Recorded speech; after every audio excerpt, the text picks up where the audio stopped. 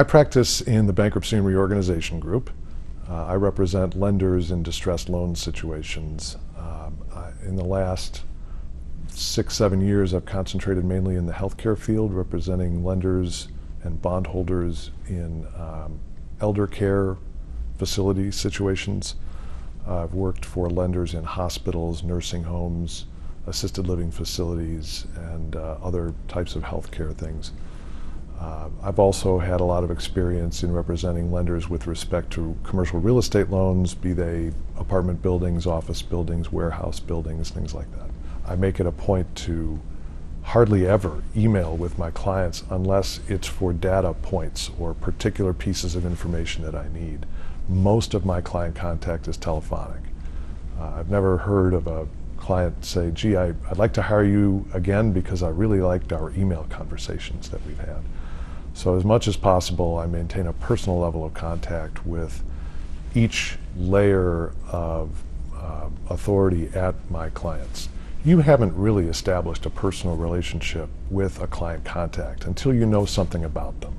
What are their interests outside the office? What is their family life like? Do they have children? How old are their children? What are their hobbies? Things like that. And those are the things that allow you to make each telephone call something a little more interesting than just the business question that you have. When you know, for example, that a client has a child graduating from high school in the next 3 weeks, when you call that client in 4 weeks, you can lead off with, how was the graduation? That's the type of personal interest that I think clients take in lawyers when lawyers take that interest in the client. It has to be, I think, a human relationship, a personal relationship.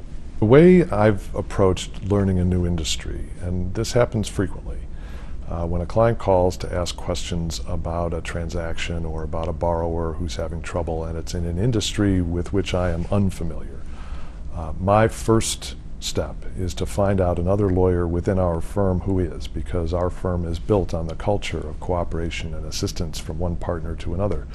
So my first step is to find the person with that experience, and to a person in my 10 years at this firm, I am always able to get somebody on the phone to spend as much time with me as I need to help me understand what the industry is, what the particular problems and special needs of that industry are.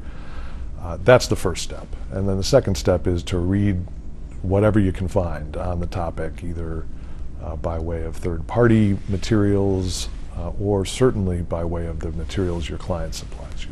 Clients have come to expect me to be able to pull out a binder of documents from a shelf and point to a section that resolves a particular question. So in-depth familiarity with the transaction at hand. They have also come to, my clients have come to expect from me the ability to deal with opponents on a rational basis. Our business certainly involves fights from time to time, but it's generally designed to reach compromises. So I've found that dealing with people on a rational basis without taking positions that are too difficult to overcome leads to agreement. And I think my clients have come to rely on my ability to help them reach agreement with the other side.